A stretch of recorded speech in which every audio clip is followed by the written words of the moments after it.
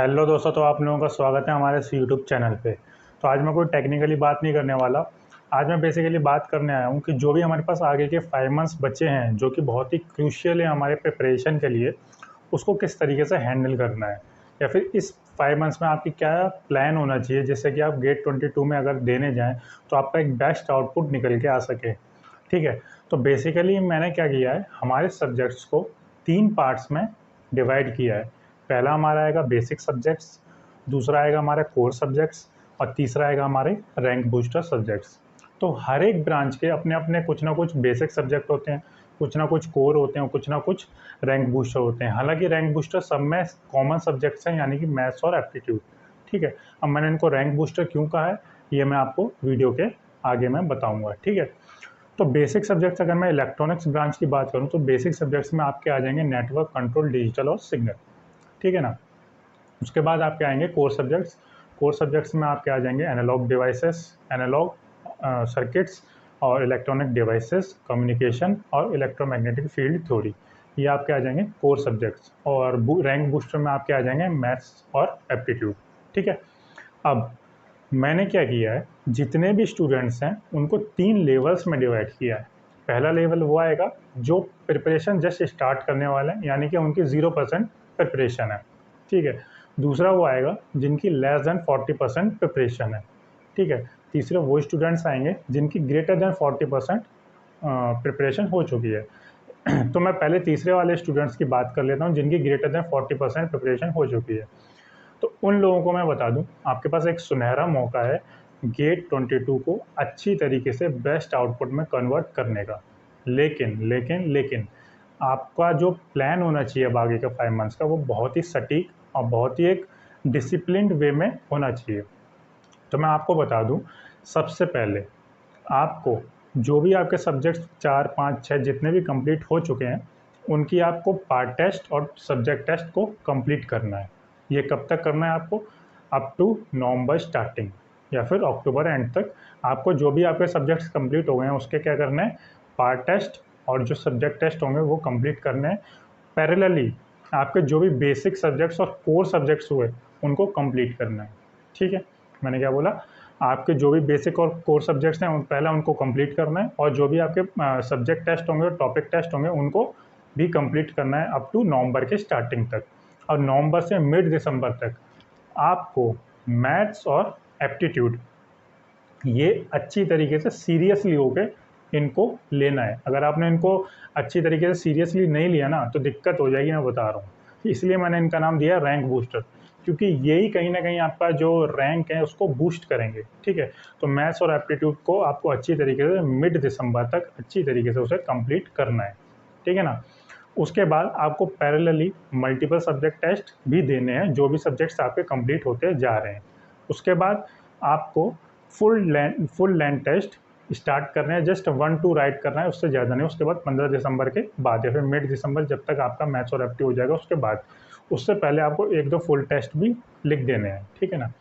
अगर आपको और भी रिक्वायरमेंट है क्वेश्चंस करने के, तो मैं आपको बता दूं, एस बिट्स एंड बाइट्स आप फॉलो कर सकते हैं। उसके जो क्वालिटी क्वेश्चंस होते हैं वो वाकई अच्छे हैं। मैंने क्योंकि वही फॉलो करी थी तो मैं वही आपको रिकमेंड कर रहा हूँ। तो आप वो उसको अपनी प्रिपरेशन को न्यूमेरिकल वाइज, अप्रोच वाइज अगर आपको सुधारना है तो आप S bits and bytes follow कर सकते हैं। बाकी अब टेस्ट सीरीज़ की बात करें तो मैंने एस की टेस्ट सीरीज़ का यूज़ किया था, उसमें वाकई क्वेश्चंस अच्छे हैं। बेसिक से लेके एकदम एडवांस लेवल तक वो लोग जाते हैं क्वेश्चन के क्वालिटी को लेके, और सॉल्यूशन भी दिया होता है वो भी काफ़ी अच्छा है। तो आप उसका भी यूज़ कर सकते हैं अपनी प्रिपरेशन को अच्छा बनाने में। ठीक है, उसके बाद आपको क्या करना है, अब फिज़िकल कैलकुलेटर का हटा देना है बिल्कुल। फिज़िकल कैलकुलेटर को आपको उठा के अपना कहीं रख देना है और वर्चुअल कैलकुलेटर का स्टार्ट कर देना है यूज़ करना। ठीक है ना। और आपको मिड दिसंबर से अप टू अपना फरवरी तक, जब तक गेट का पेपर नहीं आता तब तक आपको क्या करना है, फुल लेंथ टेस्ट लिखते जाने हैं। ठीक है ना, अल्टरनेट डेज़ में।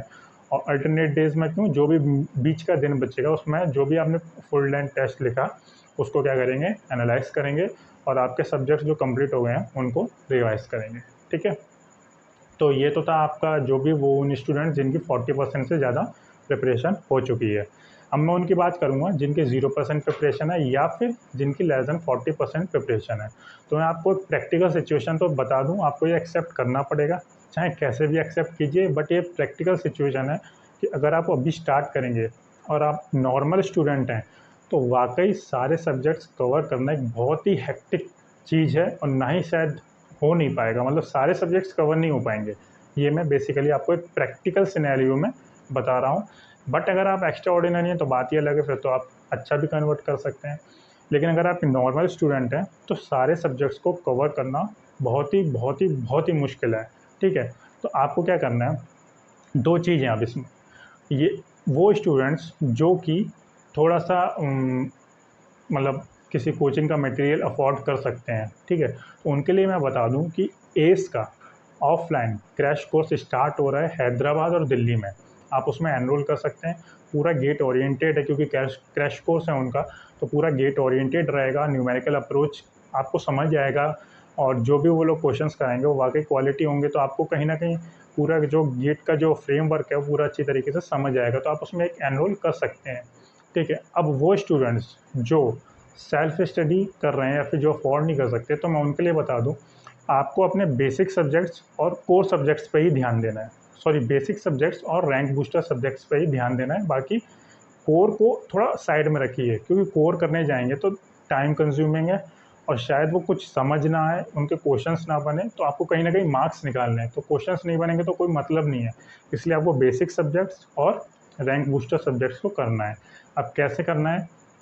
तो मैं बता दूँ, मिड नवंबर तक आपको जो जो भी आपके बेसिक सब्जेक्ट्स होंगे वो मिड नवंबर या मिड नवंबर तक आपको कंप्लीट करने हैं, अपने बेसिक सब्जेक्ट्स जो भी आपके रेस्पेक्टिव ब्रांच में होंगे। अगर मैं इलेक्ट्रॉनिक्स की बात कर दूँ तो नेटवर्क कंट्रोल, डिजिटल सिग्नल, ये सारे सब्जेक्ट्स होंगे वो बेसिक में होंगे और आपको मिड नवंबर तक ये कंप्लीट करने हैं। अब मिड नवंबर से दिसंबर तक आपको मैथ्स और एप्टीट्यूड प्लस जो हो चुके हैं इनका रिविज़न करना है, ठीक है? ठीक है ना?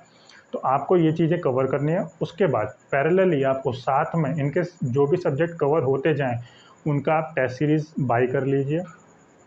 एस अकेडमी की बाय कर लीजिए, क्योंकि मेरा खुद का पर्सनल एक्सपीरियंस है तो मैं उसको ही रिकमेंड करूँगा, तो आप उसको बाय कर लीजिए। प्लस आप प्रीवियस ईयर गेट की कोई बुक हो आपके पास तो उससे क्वेश्चंस लगा सकते हैं और एस की बिट्स एंड बाइट्स आप ले सकते हैं, उससे आपको क्वेश्चन प्रैक्टिस अच्छी तरीके से और हो जाएगी। तो साथ में आप सब्जेक्ट टेस्ट और अपना पार्ट टाइम टेस्ट, जो टॉपिक टेस्ट होते हैं वो देते रहिए, जो भी सब्जेक्ट आपके कंप्लीट हो जाए।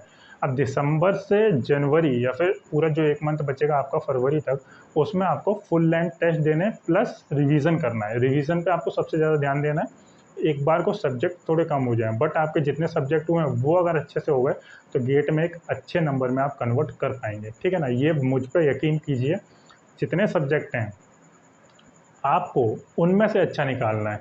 अब आपने कर लिए 10 सब्जेक्ट, हो एक के भी क्वेश्चन नहीं रहे हैं, उसका कोई मतलब नहीं बैठता। इसलिए आपके जितने भी सब्जेक्ट हो रहे हैं ना, उस पे आपको फ़ोकस करना है, उसका आप पे ध्यान होना चाहिए, उसमें से कोई भी क्वेश्चन मिस नहीं होना चाहिए। इसलिए मैं बार-बार कह रहा हूँ, रिवीजन को पैरेलली करते रहिए। अब आपके पास टाइम नहीं है कि आप सब्जेक्ट के लिए अलग वक़्त देंगे और रिवीजन के लिए अलग वक़्त देंगे।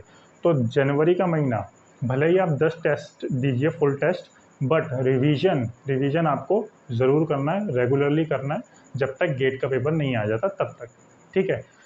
उसके बाद आपको अभी से मैं बता दूँ, आपको फ़िज़िकल कैलकुलेटर का यूज़ बिल्कुल नहीं करना है, एक साइड में रख दीजिए, उसका कोई अब मतलब नहीं रहा और आपको वर्चुअल कैलकुलेटर का यूज़ अभी से ही करना है।